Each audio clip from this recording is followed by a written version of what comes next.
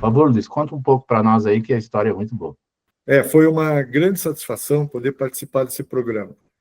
O programa de uma importância sem igual, aonde Fritjof Capra, por influência do Lúcio e da Denise, principalmente Denise, que trouxeram ideias que o Fritjof Capra desenvolveu em alfabetização ecológica. Bom, para trabalhar com a arquitetura das escolas aqui na região de Curitiba, nós identificamos, no começo do trabalho, uma série de problemas que as escolas tinham que poderiam ser melhorados, dentro dos conceitos que o ZERE estabelece como conceitos adequados. As escolas, elas tinham sérios problemas de temperatura baixa em dias de inverno, dentro das salas de aula. Fiquei impressionado ao entrar dentro da sala de aula em dias de frio intenso, como hoje, por exemplo, e você vê crianças que traziam de casa o cobertor e ficavam enroladas no cobertor para assistir aula. A professora achava aquilo normal, porque a maioria das escolas funciona assim. O frio em Curitiba é intenso, chega a menos de 5 graus em dias de inverno. Hoje aqui nós tivemos menos de 5 graus. O Lúcio sabe disso. Você imagine você assistir aula, onde a sala de aula está com 5 graus ou menos, a temperatura da geladeira. Isso não é produtivo. E aí, como fazer isso? Uma das soluções é você usar um ar-condicionado que funciona com energia elétrica, que você, para isso, precisa de uma usina, no caso do Brasil, que ainda temos as usinas hidrelétricas, mas para você produzir energia para um ar-condicionado convencional, a quantidade de energia que você gasta é muito grande. O custo do aparelho é alto, a manutenção é alta. Como fazer para melhorar isso? Então, o que nós propusemos dentro da alfabetização ecológica?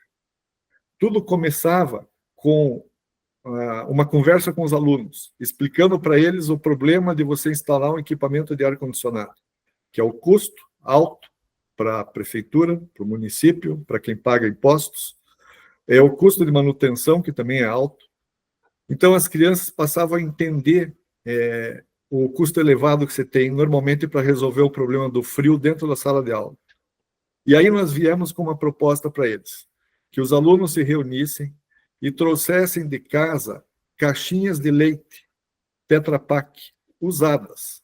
Caixinhas que normalmente vão para o lixo. Em vez de mandarem para o lixo, dentro do conceito ZERE, você aproveita aquele material que normalmente está indo para o lixo e dá um uso adequado para ele.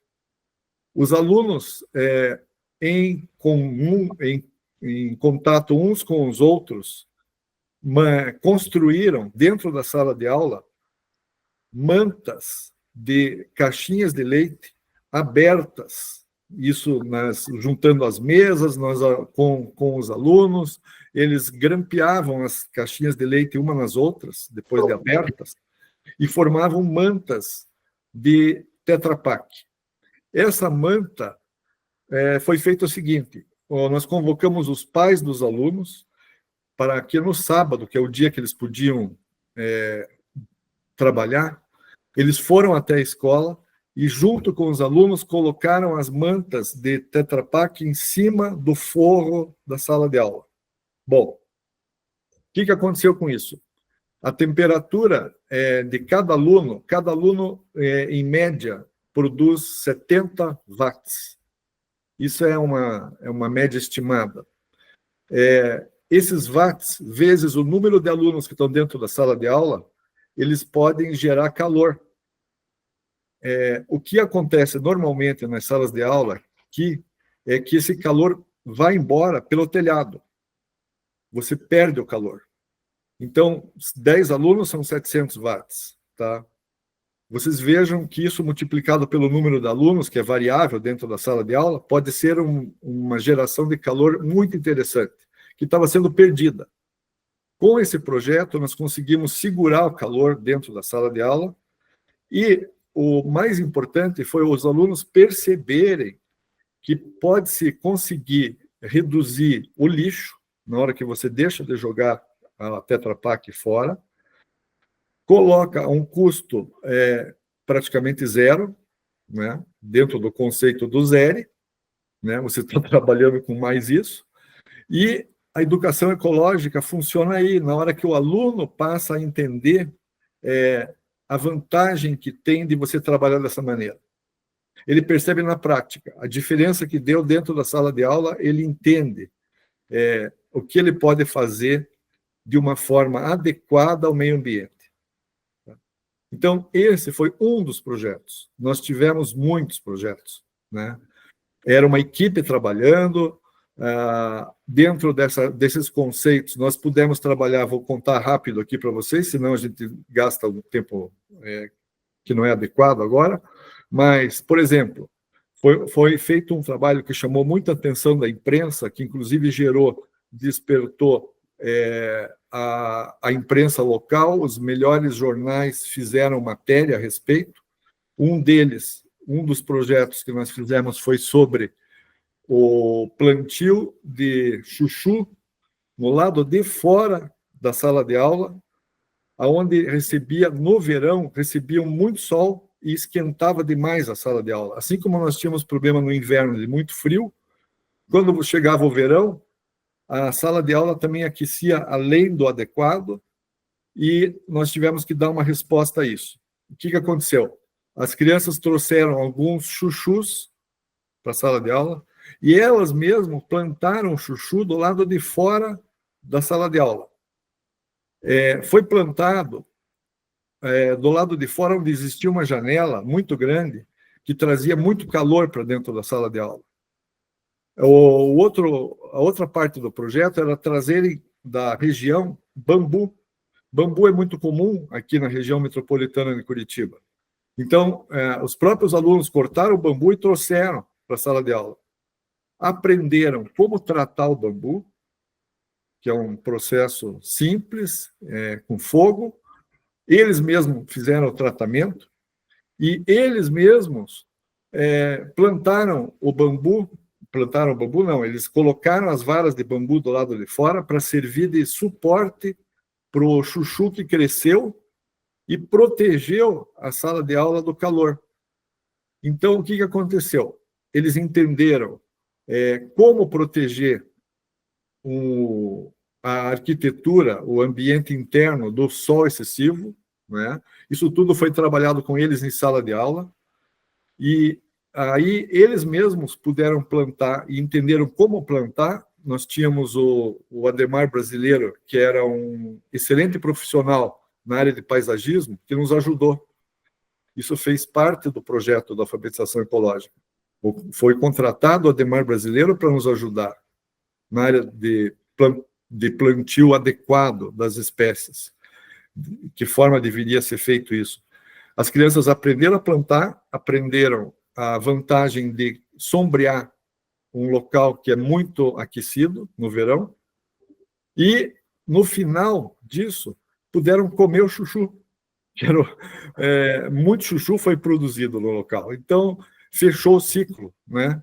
Dentro dos conceitos do zero, mais uma vez, né? Com pouquíssimo custo para a instituição do poder público, nós conseguimos fazer com que as crianças aprendessem e pudessem melhorar as condições de conforto térmico dentro do ambiente. Isso depois foi relatado com muito sucesso quando as crianças vinham dizer: puxa, professor, nós conseguimos entender isso e conseguimos melhor. Hoje, na nossa casa, nós já temos alguns exemplos que nós estamos usando. O Tetra Pak no telhado, o nosso pai aprendeu isso, os vizinhos estão indo em casa, estão percebendo que a nossa casa está mais agradável no inverno. No verão, agora, nós já sabemos que nós temos que proteger do sol as janelas. Então, isso trouxe uma série de vantagens que pode ser expandido pela região. E isso nos trouxe muita felicidade, porque também a imprensa gostou muito da ideia, e fez matérias gratuitas até nos jornais de grande repercussão na cidade. Bom, além disso, esse eu contei aqui apenas 2 projetos, mas foram vários projetos dentro desse alfabetização ecológica. Foi muito interessante. Um dos que marcou muito também esse trabalho foi quando nós pedimos para as crianças trazerem os bambus e, juntos com elas, nós desenvolvemos brinquedos de bambu. Tá? Por que do bambu? O bambu é uma gramínea que tem um crescimento extremamente rápido, sequestra carbono, é uma planta que tem uma série de vantagens. Em pouquíssimo tempo, depois de plantado, você pode cortar e trabalhar com ele. O trabalho é relativamente simples de se fazer, e nós fizemos desenhos junto com as crianças em sala de aula para produzir brinquedos que elas poderiam utilizar na escola. A escola tinha muito